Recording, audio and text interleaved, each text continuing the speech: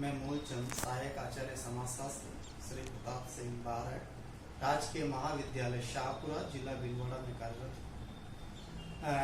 EMI दुर्गम की अवधारणा जो कि बीए पार्ट तृतीय का प्रथम प्रश्न पत्र में है,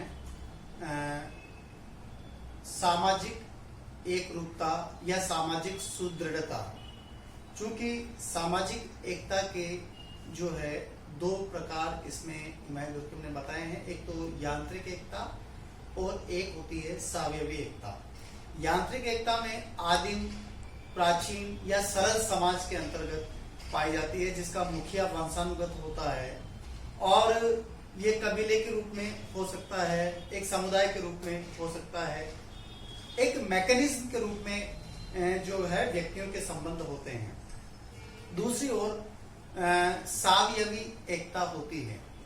चूंकि जब जनसंख्या वृद्धि बढ़ती है तो यांत्रिक समाज में जो है व्यक्तियों के जो संबंध है जनसंख्या के पश्चात व्यक्ति विशेषीकरण का महत्व बढ़ जाता है।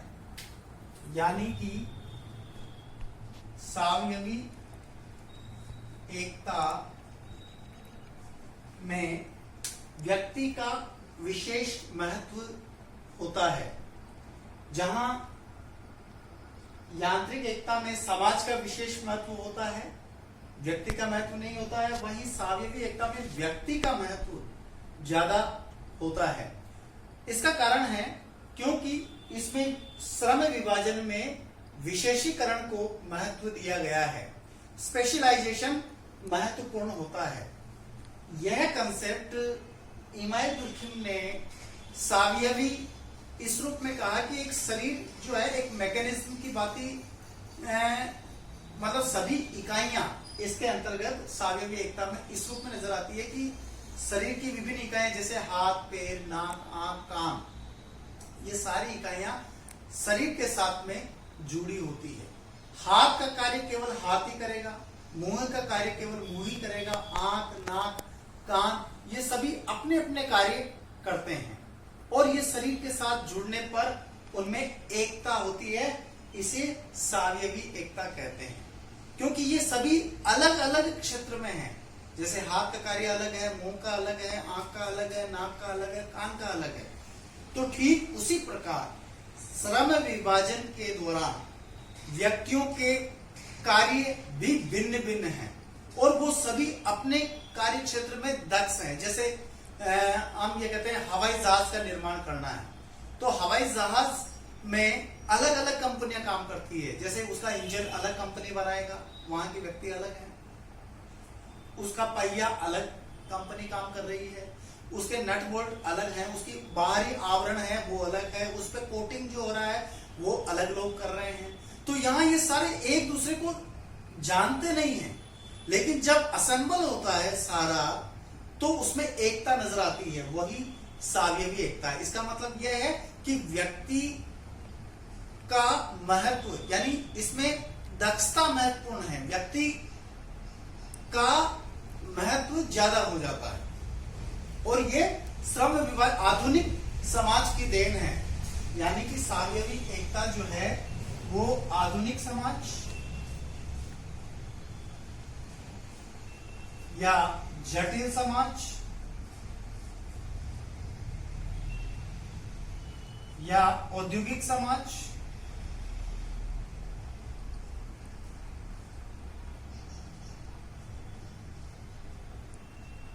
समाज की देन।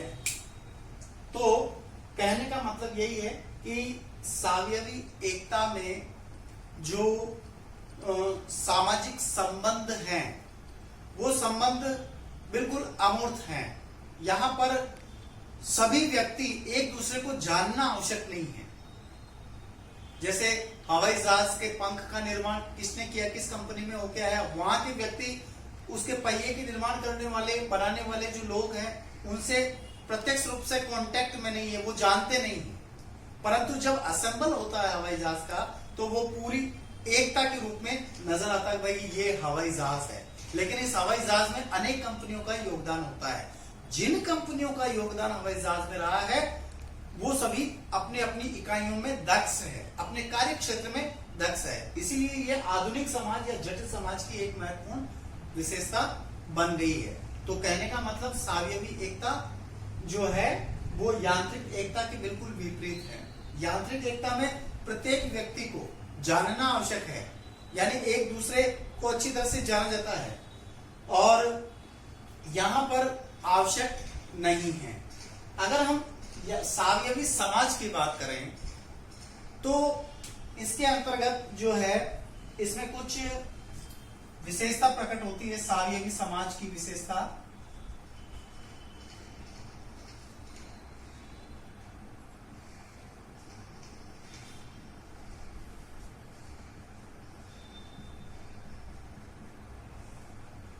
पहली अगर हम बात करें तो इसके अंतर्गत जो है विभेदीकरण की जटिल प्रक्रिया है। विभेदीकरण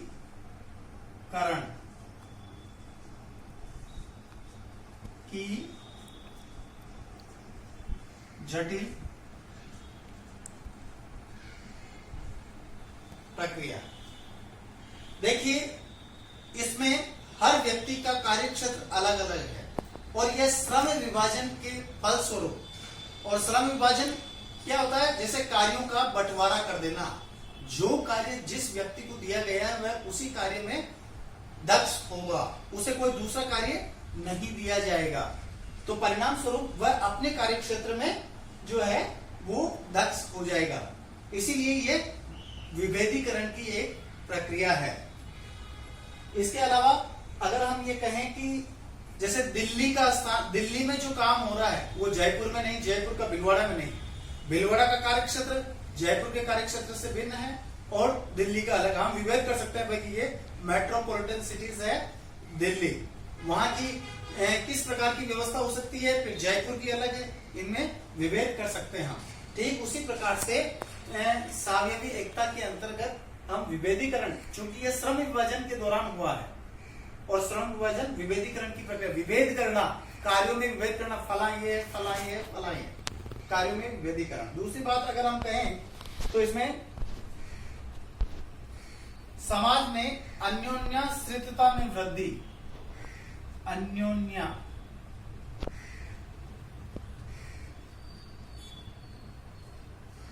में वृद्धि।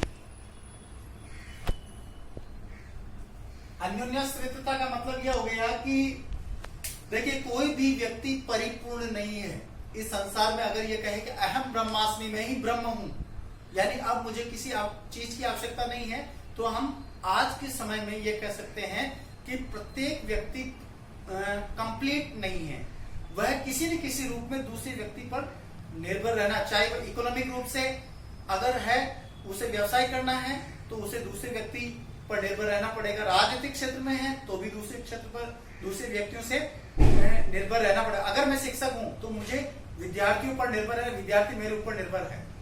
तो इस प्रकार व्यक्ति चाहे कितने अपने क्षेत्र में दक्ष होगा, लेकिन दूसरे क्षेत्र में वह दूसरे व्यक्ति पर निर्भर रहेगा। इसी प्रकार श्रम विभाजन क्या करता है, वो सारे को एकता के सूत्र में पिरोता है, वो अन्योन्याश्रितता में वृद्धि। इसीलिए समाज में अन्योन्याश्रितता यानी एक दूसरे पर निर्भर होना। चूंकि यहाँ एक व्यक्ति एक ही क्षेत्र में दक्ष है तो दूसरे क्षेत्र में उसकी स्थिति 0 है, तो इसलिए उसके दूसरे क्षेत्र की भी आवश्यकता होती है, अतः उसे दूसरे व्यक्तियों पर निर्भर रहना पड़ता है। तीसरी अगर हम बात करें तो इसमें विभिन्न व्यवसायों का विकास,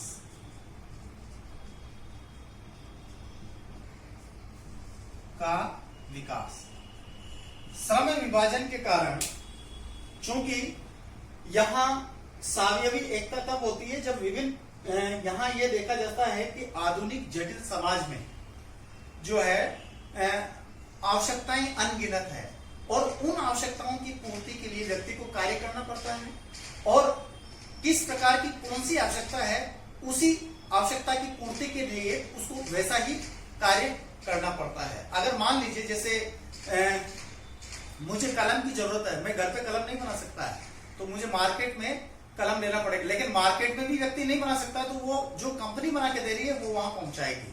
तो इस प्रकार जो है लोग विभिन्न प्रकार के, मुझे दूध के लिए है तो दूध वाले की जरूरत पड़ेगी, मुझे दूध लेना है, तो चाय की पत्ती लेनी है तो उस व्यक्ति से मुझे लेना पड़ेगा। तो विभिन्न प्रकार के इस प्रकार के व्यवसाय हो गए हैं।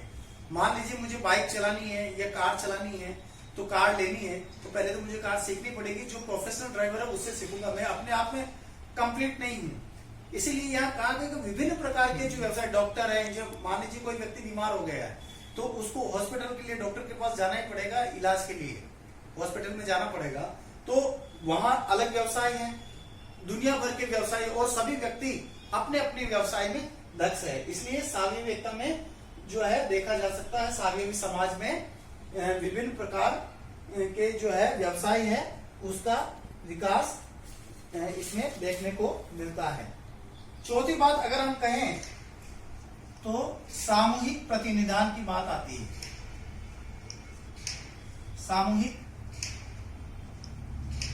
प्रतिनिधान, सामूहिक प्रतिनिधान जो है सामूहिक चेतना स्वरूप है, और इसके अंतर्गत जो है लोगों में सोचने, संवेगों आदि की अभिव्यक्ति सामूहिक प्रतिनिधान के माध्यम से ही हो पाती है। इसके अलावा सामान्य जो जन का दिन प्रतिदिन का जो कार्य है वो सामूहिक चेतना के माध्यम से, जो कि यांत्रिक एकता की विशेषता है सामूहिक चेतना, उसके स्थान पर सावयवी समाज में सामूहिक प्रतिनिधान देखने को मिलता है। यानी यांत्रिक एकता में सामूहिक चेतना महत्वपूर्ण है, तो आधुनिक समाज में सामूहिक प्रतिनिधान का महत्व ज्यादा है।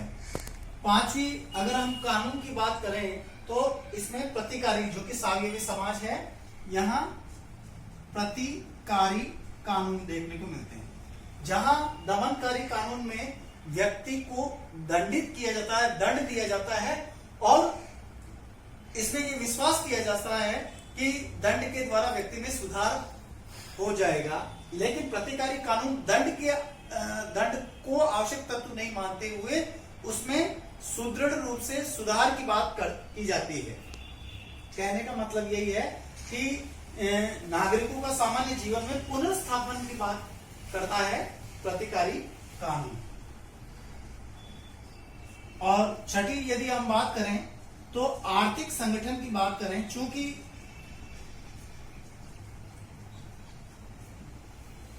यांत्रिक एकता, यांत्रिक समाज के अंदर आर्थिक संगठन जो है ज्यादा महत्वपूर्ण, ये मैकेनिज्म से जुड़ा हुआ है, परंतु सावयवी एकता में आर्थिक संगठन जो है वो ज्यादा महत्व रखता है, क्योंकि यहाँ निरंतर परिवर्तनशील की स्थिति है। बड़े बड़े उद्योग धंधों के माध्यम से उत्पादन होता है और बचत वाली कल्चर है ये, यहाँ पर बचत को महत्व नहीं दिया जाता है, जबकि सावयवी एक समाज में मूल रूप में बचत को ज्यादा अहमियत दी जाती है। और इसके साथ ही चूंकि देखा गया है कि महत्वपूर्ण रूप से परिवर्तन, अब प्रकृति का जो नियम है वो परिवर्तनशीलता का नियम भी है, और सावयवी समाज के अंतर्गत लार्ज स्केल पर परिवर्तन, जनसंख्या बढ़ती है, आवश्यकताएं बढ़ती है, और आवश्यकताएं बढ़ती है तो लोगों की विचार मानसिकताओं में भी बदलाव होता है, और यहाँ धन का महत्व ज्यादा बढ़ जाता है। इसलिए आर्थिक संगठन में व्यक्ति भविष्य के प्रति भी सोचता है और बचत को महत्व देता है। अब यहाँ सातवां अगर हम बात करें राजनीतिक व्यवस्था की, राजनीतिक व्यवस्था,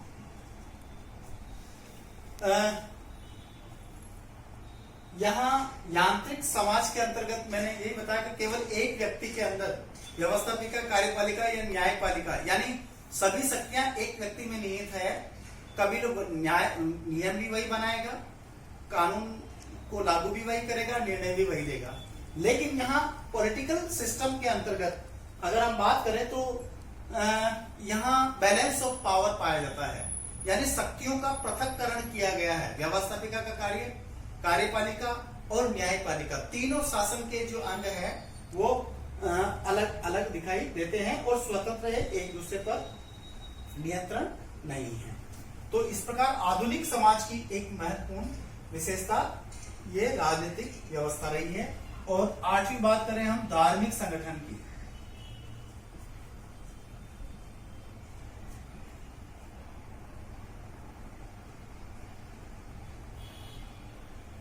धार्मिक संगठन जो है, चूंकि यांत्रिक समाज, चूंकि प्राचीन समाज है, आदिम समाज है या सरल समाज है, उसमें मजबूत देखने को मिलता है।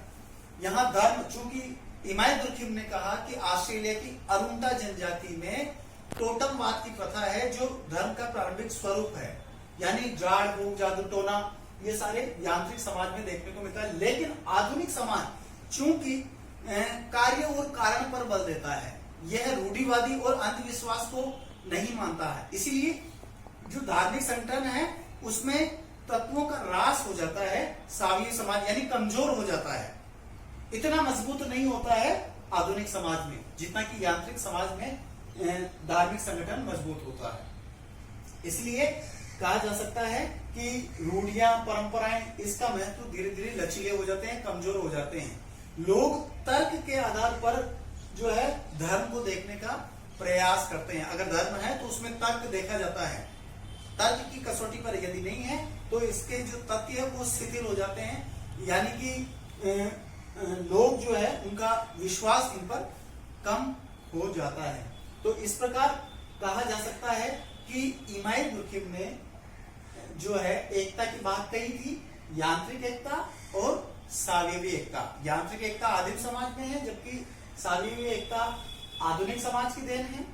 यहाँ जनसंख्या वृद्धि कम है, इसलिए व्यक्ति एक दूसरे, यांत्रिक एकता में एक दूसरे को जानना आवश्यक है, जबकि यहाँ सावयवी एकता में जो है जनसंख्या वृद्धि ज्यादा बढ़ जाती है, तो यहाँ विभेदीकरण की प्रक्रिया होती है और एक दूसरे पर लोग निर्भर रहते हैं, आश्रित रहते हैं। तो इस प्रकार कहने का मतलब यह है, जैसे पहले एक सीधी सी बात अब अगर हम कहें तो जैसे 10th क्लास के अंदर सभी सब्जेक्ट जो है व्यक्ति को पढ़ने, जैसे हिस्ट्री, सभी सब्जेक्ट है, हिंदी भी पढ़नी है, अंग्रेजी भी पढ़नी है, बाकी दूसरे सब्जेक्ट भी पढ़ने हैं। फिर 12th में कुछ विशेष सब्जेक्ट पढ़ने हैं, जैसे मान लीजिए आर्ट्स कला वर्ग में अगर वो पढ़ रहा है तो हिस्ट्री, पॉलिटिकल, सोशियोलॉजी पढ़ रहा है, और बाकी 2 सब्जेक्ट हैं, इसके साथ में हिंदी और अंग्रेजी ले रखा है। फिर बीए में भी यही सब्जेक्ट लेता है। फिर एमए के अंदर स्पेशलाइजेशन हो जाता है, मान लीजिए वो एमए में सोशियोलॉजी ले रहा है तो वो सोशियोलॉजी दक्ष हो गया, उसका वो समाजशास्त्री के रूप में दक्ष हो गया। तो यहां से स्तर हुआ और वहां सावयव हो गया एक तरह से दक्षता के रूप में। तो इस प्रकार इमाम दुर्खिम ने एक समाज में एकता किस प्रकार रह सकती है, प्राचीन समाज में किस प्रकार है और आधुनिक समाज में एकता किस प्रकार रहती है, यानी कि आधुनिक समाज में सावयवी एकता का महत्व बताया है तो प्राचीन समाज में यांत्रिक एकता का महत्व बताया है। आज तक बस इतना ही। बहुत बहुत धन्यवाद।